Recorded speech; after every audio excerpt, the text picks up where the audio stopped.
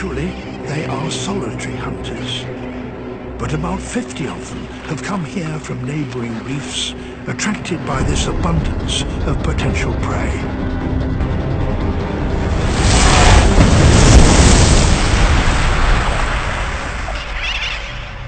The fledglings stay out of the water if they can.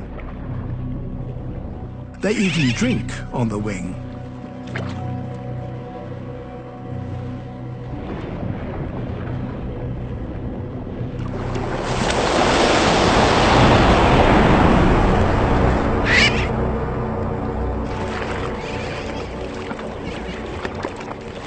If the trevally are to catch one now, they have to up their game.